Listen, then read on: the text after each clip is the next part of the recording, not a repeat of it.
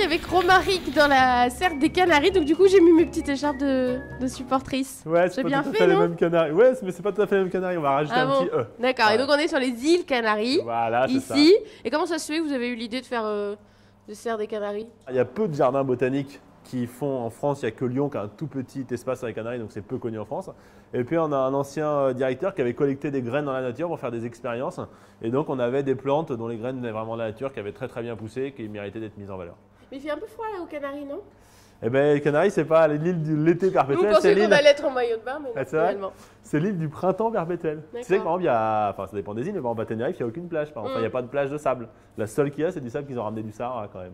C'est de la triche. Ça. Et voilà, donc c'est pas aussi, enfin c'est paradisiaque, mais pas.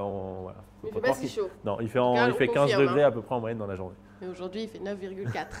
C'est un mauvais jour. On commence par cette petite partie-là. Donc là, on est à la plage. Et voilà, c'est ça exactement. Tu vois, on voit qu'on est quasiment à la plage. Là, c'est les plantes qui poussent vraiment en bord de mer, donc où le soleil tape le plus. Et ça s'appelle des aéoniums, ces espèces de salades un peu charnues. Tu vois, on voit les plantes qui sont adaptées. Mais ça se mange pas. Non, ça, je pense pas que ça se mange. Elles font des rosettes. Alors les rosettes sont plus ou moins plates, ou alors elles montent sur des sortes de petits troncs. Et ça, on va le voir. Il y a d'autres plantes qui font ça. On appelle ça une convergence de forme, c'est-à-dire que des plantes qui n'ont rien à voir les unes avec les autres dans les mêmes conditions, c'est-à-dire assez chaud, assez sec une partie de l'année, font ça, un tronc qui permet de stocker de l'eau et juste une petite rosette de feuilles en haut.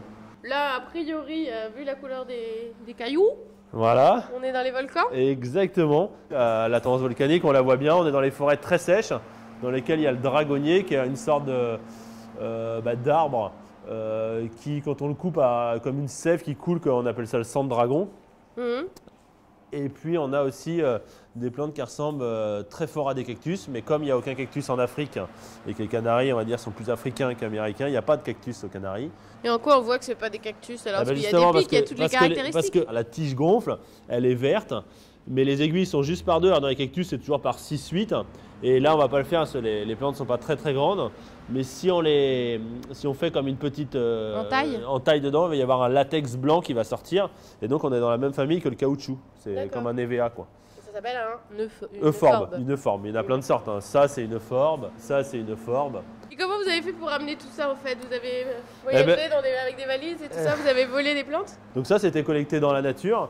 Et sinon, pour la majorité des autres graines, c'est un échange avec le jardin botanique de Grande Canarie. Le directeur vient pour l'inauguration la jeudi. Et donc, entre les 800 jardins botaniques dans le monde, on s'échange des graines. Nous, on a quand même envoyé 8000 sachets de graines l'année dernière, donc c'est pas un truc de petit joueur.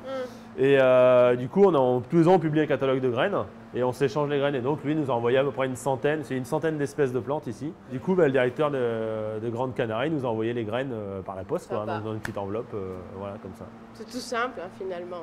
C'est assez simple. Et peut-être le dernier milieu. On prend de l'altitude. Et voilà, exactement. Quand on monte, il y a un endroit, ça fait un collier de nuages toute la journée, tous les jours. Il y a un collier de nuages en haut des îles qu'on a d'altitude. Hein. C'est-à-dire que sur Lanzarote et Fuerteventura, il n'y a pas. Mais quand on est à 2000 mètres d'altitude à peu près, on a une forêt. Et la particularité, c'est que c'est que des feuilles persistantes. C'est des plantes qui existaient en fait en Méditerranée quand on était un peu en tropical humide, il y a quelques centaines de milliers d'années chez nous. Et des pins avec des très très longues aiguilles. Ce qui fait qu'il y a l'eau des nuages qui vient s'agglomérer sur les aiguilles et ça goutte. Il y a des endroits, il y a des pins isolés et toute la journée, si on est dessous, il pleut. Alors qu'autour, il pleut pas. Remisateur naturel. Et voilà. Et là, on trouve aussi d'autres choses là-bas. Là, il y a des sidéroxylon, bois de fer. Ouais. Bois de fer, sidérurgique, xylon. Xylon, le bois. Voilà, et donc bois de fer, tellement le bois est dur. Et derrière, une plante qui vient des Canaries, qui est vraiment originaire des Canaries, qui est l'avocat. Ah, ça c'est bien. Et là, une autre sorte de pissenlit sur arbre. Donc quand je disais convergence de forme, on voit qu'il y a différentes espèces de plantes, mais que dans des conditions similaires, elles font la même chose. C'est-à-dire que là, elle fait un tronc avec sa petite rosette de feuilles en haut, qui lui permet on va dire, de pas trop être liée aux conditions qui sont au sol. Muchas gracias, Romaric, por la visita de Canarias. Del mismo, Alice.